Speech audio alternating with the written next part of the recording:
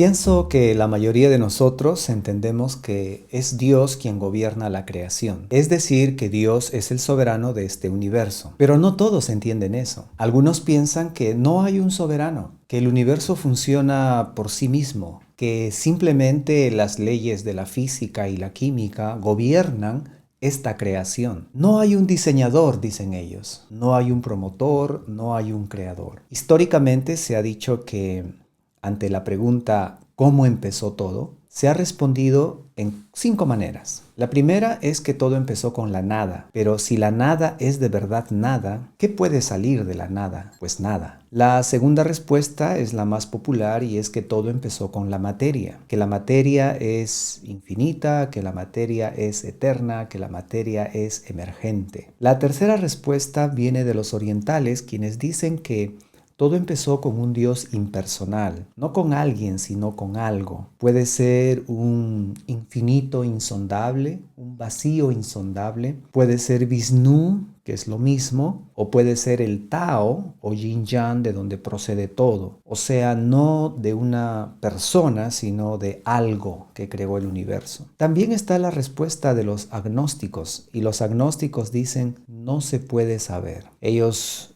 no afirman ni niegan, pero dicen no se puede saber. Sin embargo, nosotros, a través de lo que encontramos en la Biblia, creemos que sí hay un creador. Y eso también es lógico, porque en el universo en el cual nosotros vivimos hay un orden. El universo está ordenado. Pensemos solamente en nuestro sistema solar. Los planetas tienen sus órbitas, sus satélites respectivos tienen sus órbitas respectivas también. Y todo está funcionando en una manera sincronizada.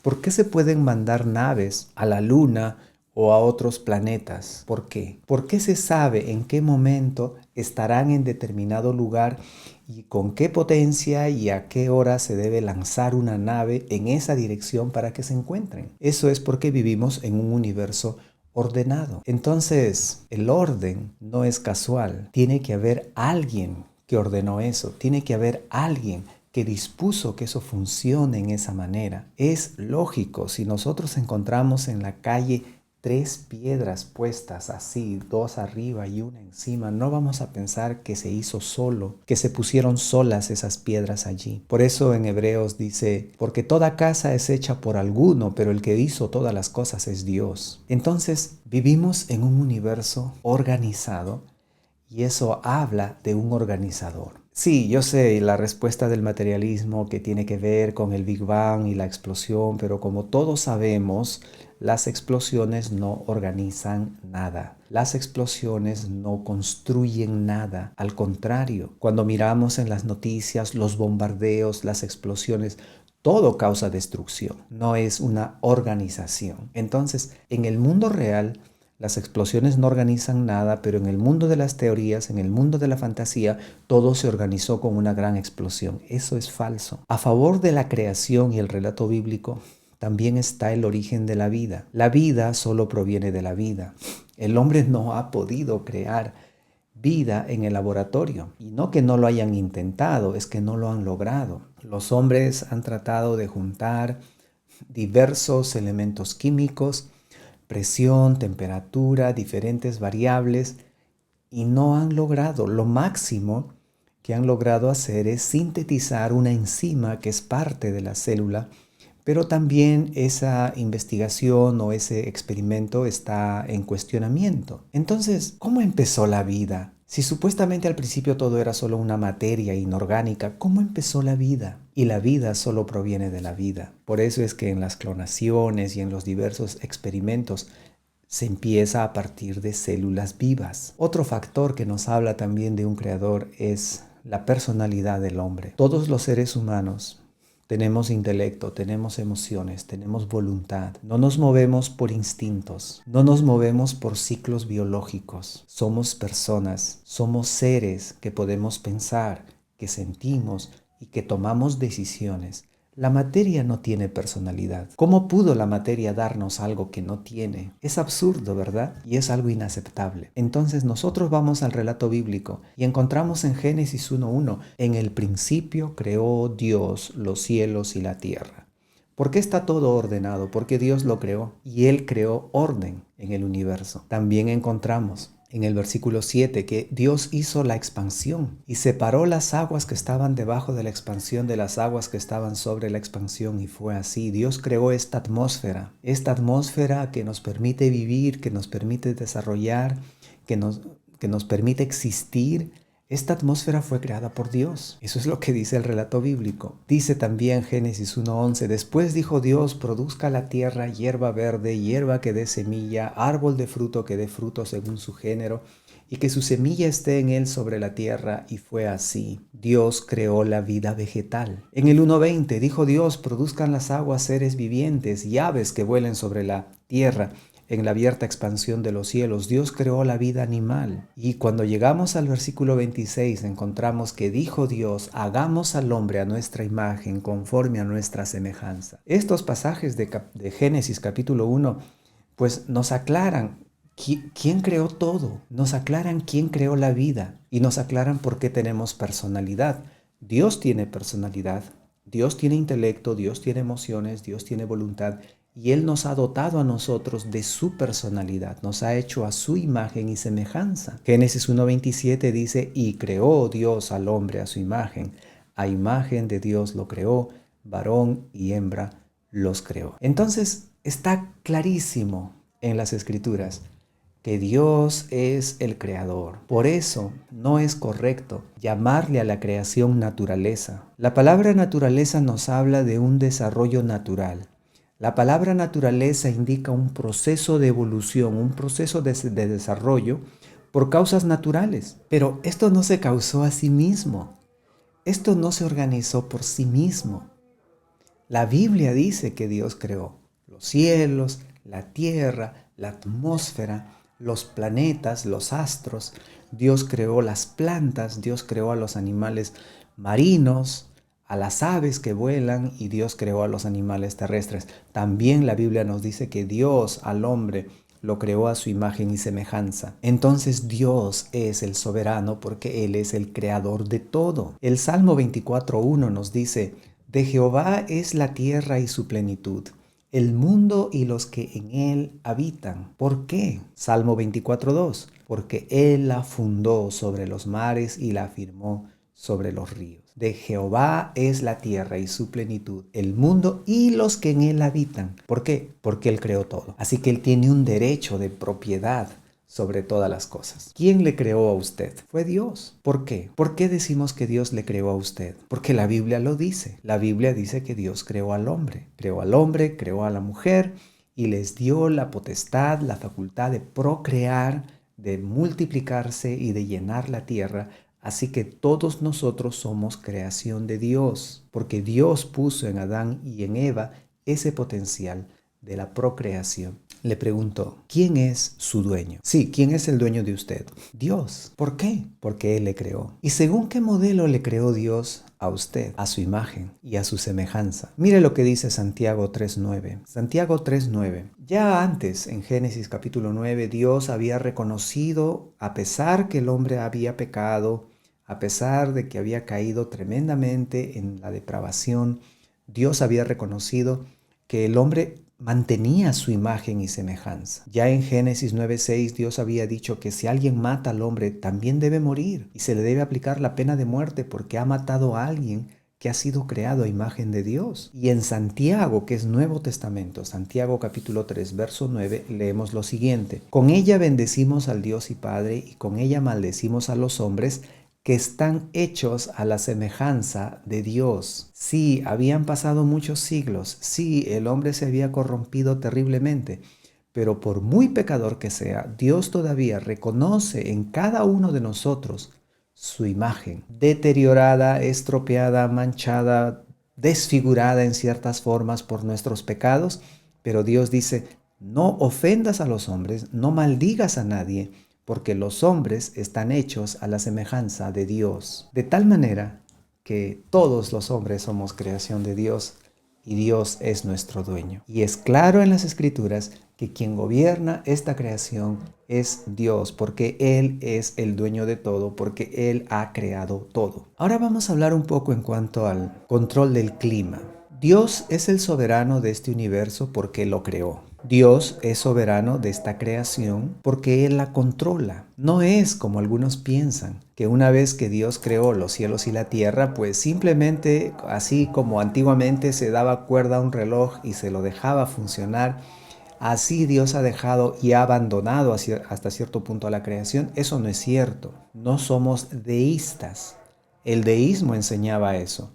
Dios creó todo, lo puso en marcha y se fue. Y ya Dios no participa, no interviene en el mundo de los hombres. Eso no es cierto. La Biblia nos enseña que Dios controla la creación. Por ejemplo, le pregunto, ¿sobre qué se sostiene la tierra? ¿Sobre qué se sostiene la tierra? Alguien dice, sobre la nada. Sí, antiguamente pensaban que sobre elefantes o sobre tortugas o sobre atlas. No, nada de eso. Pero algunos dicen, la tierra se sostiene sobre la nada. Pero eso no es cierto. Mire por favor conmigo Hebreos 1.1. Hebreos 1.1 dice así: Dios, habiendo hablado muchas veces y de muchas maneras en otro tiempo a los padres por los profetas, verso 2, en estos postreros días nos ha hablado por el Hijo, a quien constituyó heredero de todo y por quien asimismo hizo el universo. Entonces dice que Dios sí habló por los profetas, pero finalmente habló por Jesucristo, y que Jesucristo es el dueño de todo, porque finalmente fue por Jesucristo que Dios creó todo el universo. Verso 3, hablando de Jesús, mire lo que dice: el cual, siendo el resplandor de su gloria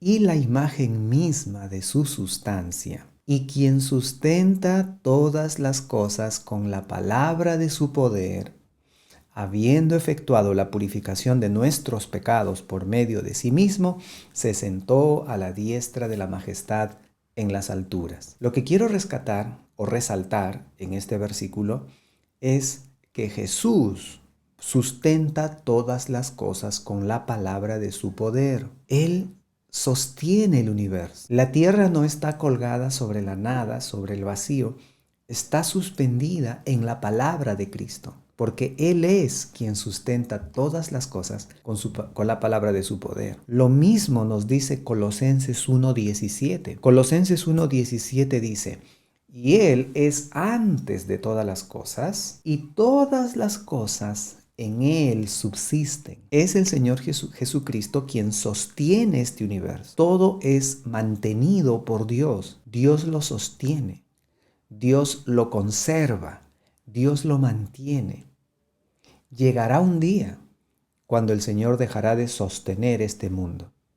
Y ese día habrá un Big Bang. Allí sí habrá un Big Bang, porque la palabra de Dios, como vamos a ver más adelante, nos habla de que habrá una gran explosión y todo será deshecho, todo se destruirá. Pero hasta que no llegue ese día en que Dios destruirá esta creación, Dios está sustentando todo esto. Dios hace que todo esto subsista y se mantenga en su lugar. Entonces, ¿quién controla el clima? Dios. Dios es soberano. Él controla la creación. Por ejemplo, vamos a ver en Deuteronomio 28.1 cómo es que Dios controlaba el tema de la lluvia. Deuteronomio 28.1. Dios le está dando a Israel aquí muchas normas y les está prometiendo bendiciones si es que ellos obedecen esas leyes, pero también les promete o les asegura que habrá maldiciones si es que ellos desobedecen su ley. Entonces en Deuteronomio 28.1 dice: acontecerá que si oyeres atentamente la voz de Jehová tu Dios para guardar y poner por obra todos sus mandamientos que yo te prescribo hoy, también Jehová tu Dios te exaltará sobre todas las naciones. Verso 2. Y vendrán sobre ti todas estas bendiciones y te alcanzarán si oyeres la voz de Jehová tu Dios. Verso 3. Bendito serás tú en la ciudad y bendito en el campo. Verso 4. Bendito el fruto de tu vientre, el fruto de tu tierra, el fruto de tus bestias, la cría de tus vacas y los rebaños de tus ovejas. O sea, Dios le está diciendo: si tú me obedeces, yo te voy a bendecir, estés en la ciudad o estés en el campo. Y si estás en el campo, pues tu campo será muy productivo. Tendrás mucho fruto.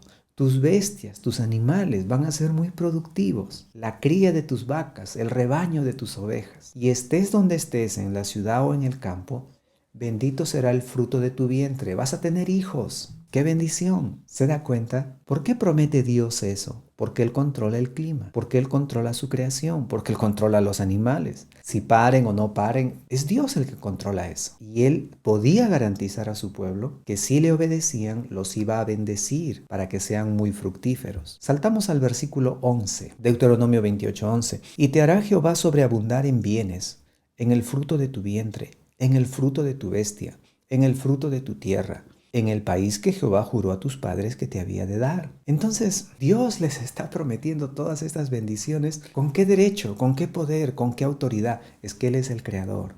Él controla todo.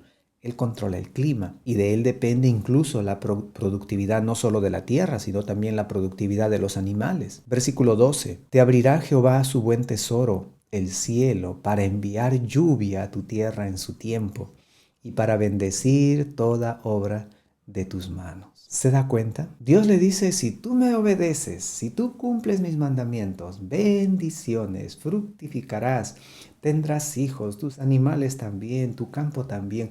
Yo te voy a enviar la lluvia. ¿Por qué Dios promete eso?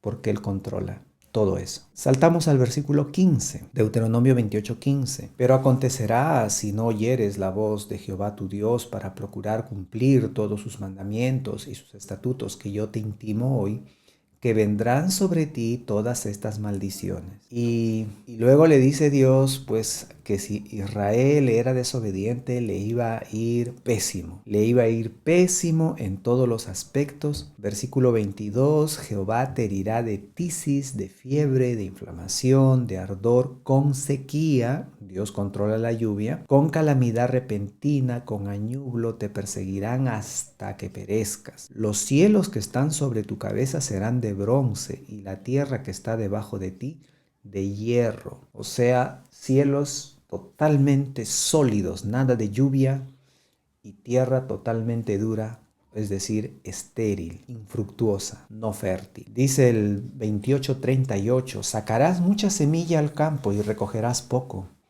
porque la langosta lo consumirá.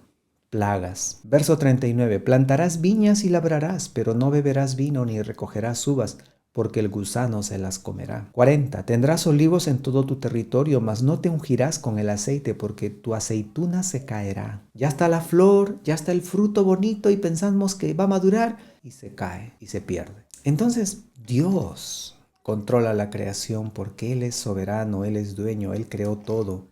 Él controla el clima, Él controla la productividad de los animales. Vamos a ver otro ejemplo del poder de Dios, mencionando solamente el caso de Egipto. ¿Recuerda usted las plagas que mandó Dios sobre Egipto? Dios hizo que el agua, las fuentes de agua, los ríos, los puquios, se convirtieran en sangre. ¡Qué horrible! Eso habrá sido una pestilencia, pero Dios lo hizo. Y luego, cuando Faraón se lo pidió, también volvió a convertirla en agua normal. Dios trajo plaga de ranas, de piojos, de moscas, úlceras, granizo, langostas, tinieblas. Y por último decidió la muerte de los primogénitos o los hijos mayores de los egipcios, porque Él es soberano, porque Él controla todo. ¿Quién le sostiene a usted? Yo vivo de mi trabajo. Yo vivo de mi esfuerzo. ¿Está seguro? ¿Está seguro? La verdad es que Dios le sostiene a usted y a mí, a todos. ¿De quién depende si usted prospera o empobrece? ¿De mi habilidad? ¿De mi talento? ¿De la suerte? No, depende de Dios. Y Dios es tan bueno, tan misericordioso, que Él hace salir su sol sobre malos y buenos y Él hace llover sobre justos e injustos. Pero es Él de quien depende todo. ¿Quién controla las circunstancias de usted? Es Dios. Dios es soberano. Y aunque hablaremos en otra ocasión del problema del mal, pero Dios es quien controla las circunstancias y aun cuando Él permite que cosas malas nos toquen, es porque Él tiene buenos propósitos. Es porque Él quiere hacer algo mucho mejor en nuestras vidas. Pero es Dios el soberano que controla todo. No hay insecto, no hay virus, no hay bacteria que escape a su control. Él es dueño de todo porque Él lo creó todo y Él mantiene control sobre este universo. Ahora quiero decirle algo más. Como Dios es soberano de la creación, como Él creó todo este universo, un día, Él lo va a destruir. Sí, yo sé que esta idea es chocante para algunos, pero un día el Señor va a destruir este universo. Ya lo hizo en cuanto a la tierra en una ocasión, no totalmente, pero en gran parte, cuando envió el diluvio. ¿Se acuerdan? Ya Dios demostró su soberanía sobre la tierra porque vio que la maldad de los hombres era terrible. Ellos de continuo solamente estaban pensando en el mal, se levantaban para hacer mal, para pecar, para cometer perversidades y se acostaban pensando en las perversidades que iban a hacer el día de mañana. Dios dijo, no va más, basta, esto no puede seguir así, y mandó un diluvio y las cataratas de los cielos se abrieron, toda la tierra se fue inundada.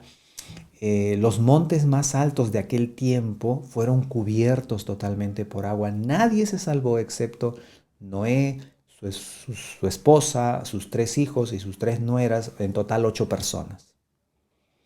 Pero Dios soberanamente decretó y dijo, esto se acaba aquí, y lo inundó todo con agua. Eso fue la catástrofe del diluvio, de lo cual los arqueólogos encuentran y geólogos encuentran todavía evidencias hoy en día. Las evidencias del diluvio están en todo el mundo, porque fue un diluvio mundial. La Biblia dice que como Dios es soberano, un día va a destruir todo esto con fuego. Mire por favor 2 de Pedro 3:5. Dice, estos ignoran voluntariamente. Ojo a esa palabra voluntariamente.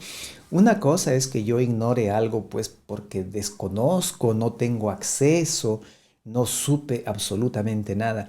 Y otra cosa es que yo sepa algo y decido ignorarlo y decido no hacer caso. Eso es lo que está hablando aquí en 2 de Pedro 3:5.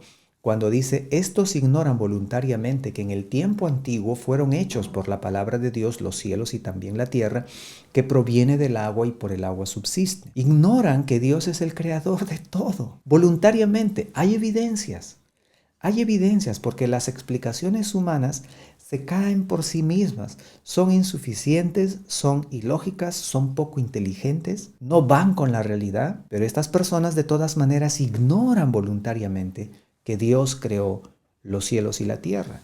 Verso 6, 2 de Pedro 3:6. Por lo cual el mundo de entonces pereció anegado en agua. Verso 7. Pero los cielos, o sea, el universo, los astros, sistemas y galaxias, pero los cielos y la tierra que existen ahora están reservados por la misma palabra, guardados para el fuego en el día del juicio y de la perdición de los hombres impíos. Dios dijo cuando mandó el diluvio, ya no volveré a destruir la tierra con agua, y nos mandó el arco iris como señal de su pacto. Pero ahora Dios dice, lo voy a destruir con fuego. Ya no lo destruiré con agua, pero lo voy a destruir con fuego. Y eso es lo que dice 2 de Pedro 3:7. Vamos al versículo 8 más. Oh amados, no ignoréis esto, que para el Señor un día es como 1000 años y 1000 años como un día. Entonces, para nosotros están pasando miles de años y la gente dice, mira, ya pasan tantos años y no ocurre nada. ¿Dónde está la promesa de Dios? ¿Dónde está que Dios dijo que iba a hacer algo? No hace nada. Pero Dios vive fuera de la dimensión de nuestro tiempo. Dios mora en la eternidad. Y para Dios, pues no hay tiempo. Entonces un día es como 1000 años y 1000 años como un día. Versículo 9. El Señor no retarda su promesa, según algunos la tienen por tardanza, sino que es paciente para con nosotros, no queriendo que ninguno perezca, sino que todos procedan al arrepentimiento. Esa es otra razón por la cual Cristo no ha venido, por lo cual Dios está deteniendo la aparición del anticristo y por lo cual todavía el Señor Jesús no ha venido a reinar milenialmente, el reino de 1000 años aquí en la tierra. Esa es la razón por la cual Dios todavía no destruye esta tierra, porque Dios es paciente y está esperando que ninguno perezca, sino que todos procedan al arrepentimiento. Ese es su deseo, ese es su corazón. Versículo 10, 2 de Pedro 3:10. Pero el día del Señor vendrá como ladrón en la noche, en el cual los cielos pasarán con gran estruendo, y los elementos ardiendo serán deshechos, y la tierra y las obras que en ella hay serán quemadas. Verso 11. Puesto que todas estas cosas han de ser deshechas, ¿cómo no debéis vosotros andar en santa y piadosa manera de vivir? 12. esperando y apresurándoos para la venida del día de Dios, en el cual los cielos, encendiéndose, serán deshechos, y los elementos, siendo quemados, se fundirán. Dios va a destruir todo, va a deshacer todo, todo lo que hay en la tierra, todo lo que hay en los cielos, todo. ¿Pero por qué va a hacer eso? Porque Él es el dueño, Él es el soberano. Hace varios años estaba hablando con alguien que es de esta secta que se hacen llamar los testigos de Jehová, los seguidores de Russell. Y él me decía que Dios no va a destruir la tierra. Y yo le mostraba algunos versículos como estos y él me decía, no, Dios no va a destruir la tierra. Entonces, para reforzar su argumento, él me dice, mire, supongamos que usted construye su casa y ahí está su casa bien hechecita, una casa de estreno, y usted la alquila. Entonces los inquilinos que ocupan la casa maltratan la casa, deterioran la casa. Y él me pregunta, ¿qué culpa tiene la casa de lo que los inquilinos han hecho? ¿Acaso usted va a destruir la casa por culpa de los inquilinos? Yo le respondí, mire, si eso pasara, yo alquilo mi casa nuevecita y los inquilinos lo maltratan, y yo tengo dinero, entonces lo que yo haría sería, efectivamente, destruyo esa casa y me construyo otra. Y eso es lo que pasa con Dios. O sea, esta creación, Dios la creó buena en gran manera, el hombre con su pecado la ha corrompido, ha sido un mal administrador, ha deteriorado muchas cosas. Pues un día Dios, como tiene plata, como tiene poder, ¿qué es lo que va a hacer? Va a destruir esta creación y se va a hacer otra. La va a destruir totalmente. Y lo que yo estoy diciendo en el mundo real también es una realidad, o sea, es algo que efectivamente ocurre. Por ejemplo, estaba hablando con un hermano en Miami, en una zona cerca de donde hay canales, donde hay botes, la gente que vive ahí tiene sus botes, sale en sus yates, etc. Y él me contaba que en ese sector algunas personas compran casas, pero no les interesa la casa, les interesa el lugar. Compran una casa, 1 millón, 2 millones, 2 millones y medio, etc. de dólares, destruyen la casa y se hacen una a su gusto. Es gente que tiene mucho dinero. Entonces, más que la casa, ellos están comprando el terreno y luego quieren construir a su gusto. Entonces, sí ocurre que alguien que tiene recursos destruye algo que no le gusta para hacer lo que le gusta. Pues bien, Dios, que tiene recursos, que tiene el poder para hacerlo, dice la Escritura que un día va a deshacer todo este universo, todos los elementos van a ser reducidos, no, desaparecidos, deshechos. Mire lo que dice Apocalipsis 20:11. Apocalipsis 20:11 dice, y vi un gran trono blanco y al que estaba sentado en él, de delante del cual huyeron la tierra y el cielo, y ningún lugar se encontró para ellos. Cuando el Señor destruya la tierra y el cielo, ningún lugar se encontrará para ellos. No van a ser reducidos a un pedazo, no van a ser reducidos a un cubo, no. Porque un cubo, un libro, una moneda ocupan un espacio, un lugar en el espacio. Pero acá lo que estamos leyendo es que ningún lugar se encontró para ellos. O sea, van a desaparecer totalmente. Sí, yo sé que hemos escuchado que la materia nunca desaparece totalmente, pero Dios lo va a hacer. Él la hizo aparecer y Él la va a hacer desaparecer. Eso es lo que nosotros encontramos en la palabra de Dios.